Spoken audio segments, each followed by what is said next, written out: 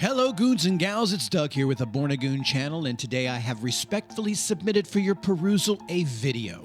One that seeks to conjure up a dark side of the motorcycling underworld. A side that is so dark and mysterious that even the legendary Vincent Price would be left aghast. If you are brave enough to accept the perturbation that lies before you, and you can tolerate the pretentious overtones of both my language and knowledge, then let me officially welcome you to today's video. The most sinister, the most evil motorcycles known to mankind.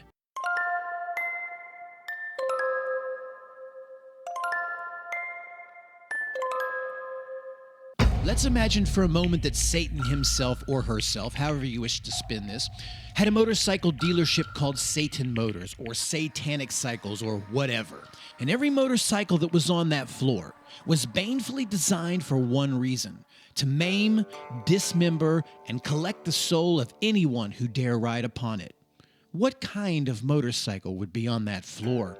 For a motorcycle to truly be evil, it need not be the fastest, nor the most unreliable or ugliest, but rather one whose design from top to bottom is a threat to any rider of any skill level and prowess. It's a bike that is an absolute monster that could turn on you at a moment's notice, just like the killer car in the horror movie Christine. We'll begin by taking a dark trip back through the days of yore. Let's say 35 years ago. We'll call that yore. This was a time when safety regulations and crash test standards were far inferior to that of today. It was a time when seat belts were not mandatory, children rode bicycles without helmets, we lived in houses with lead paint, and Chevrolet built a car with a baby crib in the rear window.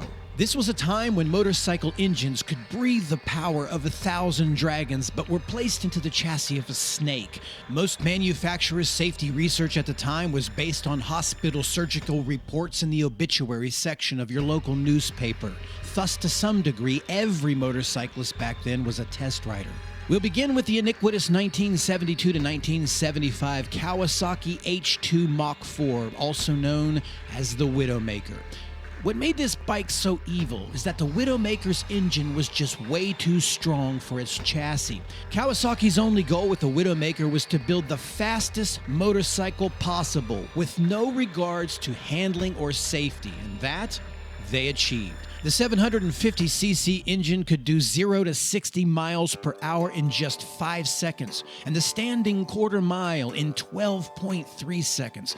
Now, those were big numbers back in the day. The engine was an absolute bullet, but smoked like the Marlboro Man, and it handled like the last-placed finisher in a slapping contest. The worst part of the Widowmaker was its chassis. Most of its weight was positioned over the rear wheel, which, combined with its very short swing arm, caused the front wheel to go full horn mono at the slightest throttle opening. And if the rider wasn't careful with that throttle opening, well, I guess bad stuff would happen. Hence the bike's nickname. The Kawasaki Widowmaker has a place in history as one of the deadliest motorcycles of all time. You also had the malevolent 1971 through 1975 Suzuki TM400. Many motorcycling magazines of today have unanimously voted this as the worst dirt bike that was ever made. Now, what made the Suzuki so evil is it had the worst ignition system that was ever placed on a motorcycle. If you think today's versions of the CRF 450 RL and L models have a bad ignition system, this one is in a class all of its own. Because the ignition system on the Suzuki was never consistent. I mean, maybe the bike's power would come on at 3,500 RPMs, or 4,500, or 5,500, or maybe not at all. Sometimes the engine would run like a wild horse, and other times it would be like a cat choking on a hairball. There was just never any engine consistency with the Suzuki 400. To top it off, they put it into a frame that was ultra flimsy like a wet noodle. However, just like the devil can convince someone that bad is good, even though Suzuki knew this bike was horrid, they tried to convince the public that for just 1,000 United States dollars that you could beat any motocrosser alive. That is, if you had the nerve and I guess good insurance. You also had the diabolical 1981 Honda CR450. In today's world, Honda motorcycles are the benchmark of quality and reliability. But even the mighty Honda has a dark past. The CR450 was a bored-out 431cc engine that was built on undersized CR250 engine cases. The carb jetting of the Honda was so poor, this bike would often go from bog to afterburner in just seconds. This made the Honda a handful for even the most skilled of riders.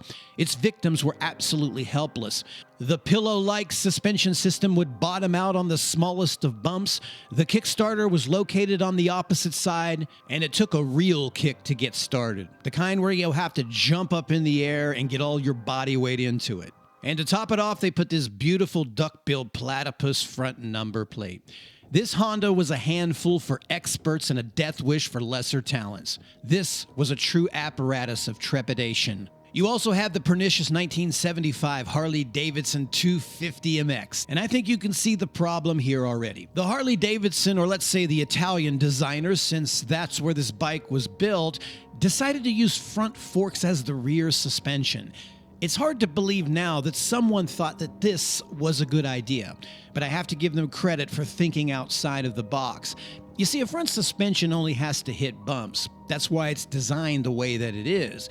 But the rear suspension has to handle bumps, plus chain torque of the engine and the squatting of the rear wheel under acceleration. The Harley-Davidson's handling was as sharp as a locomotive, and the suspension felt like the engine had been strapped to a pogo stick. Luckily for humanity, only 65 of these motorcycles were ever made. A couple of other motorcycles that come to mind are the 1985 Yamaha VMAX.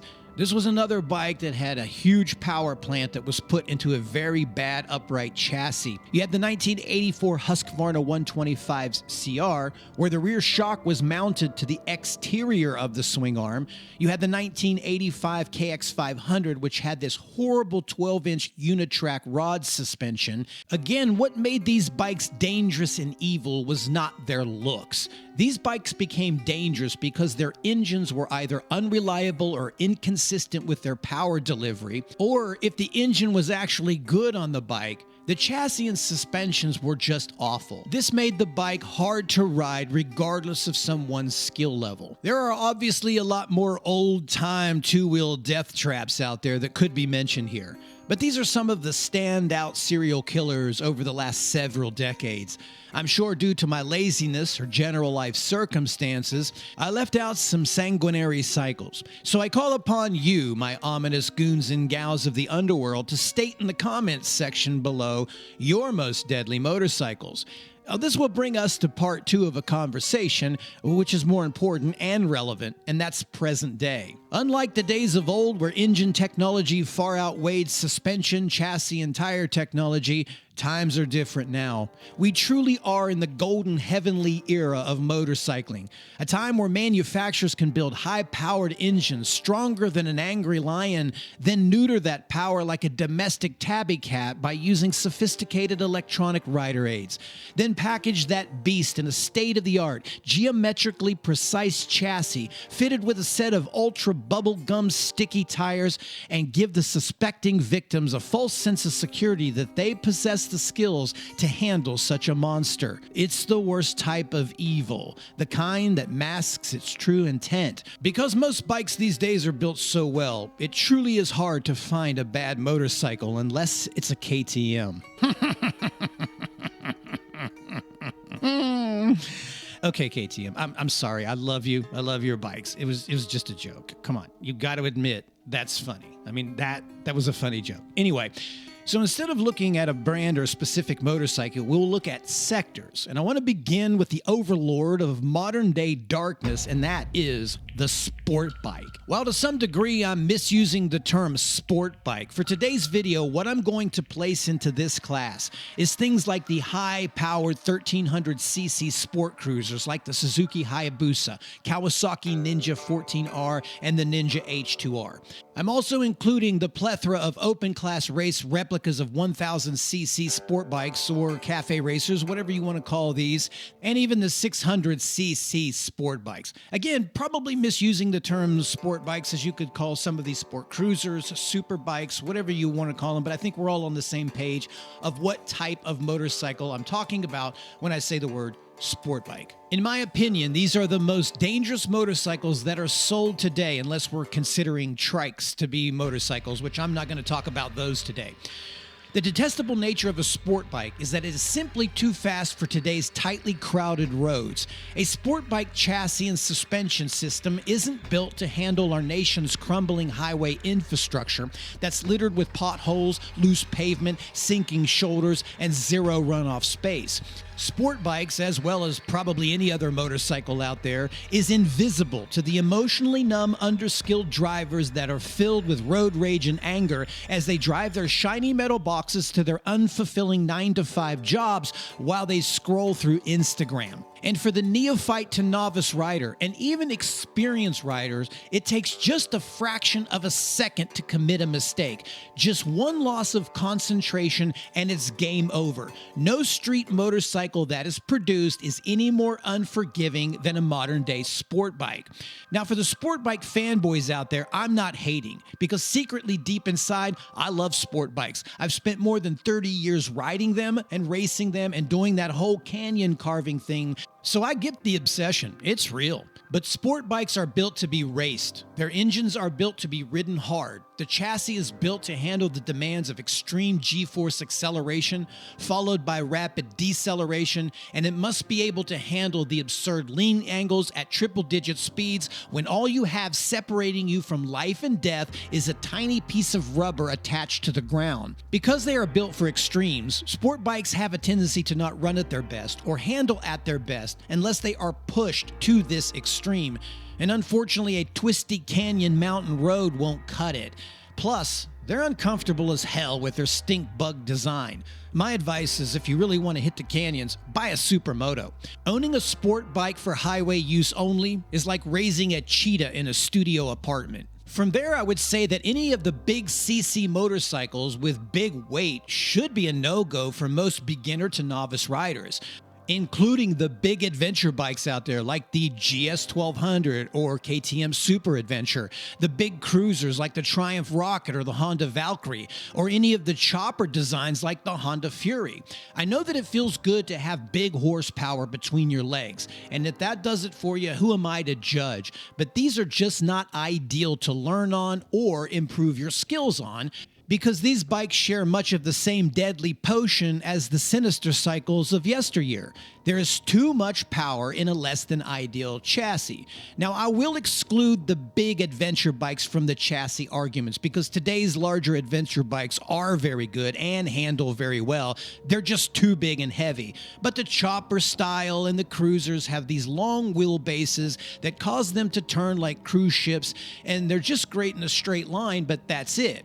Even with today's traction control and electronic packages, the degree of difficulty on these bikes is still much higher than a smaller displacement motorcycle. So it's very easy in today's world to buy a great motorcycle if you just avoid the CC gluttony.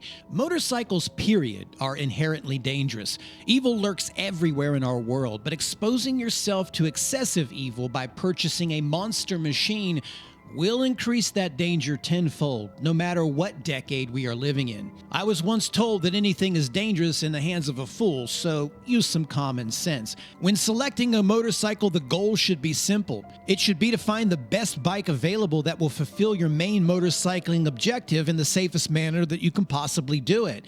And by doing that, you can best position yourself to ward off the evil spirits of the motorcycling underworld. So Goons and Gals, that's going to do it for today's list. Again, I'm sure I left out a lot of dangerous motorcycles, both past and present. And the babble that I produced in this video was nothing more than my opinion that I concocted in my spare time in a small corner of my house behind a keyboard. And because half of the time I forget what day it is, it would be impossible for me to cover all motorcycles. So do me a favor, let it rip down there in the comments section. And on that note, I'm going to say goodbye, because I've said enough.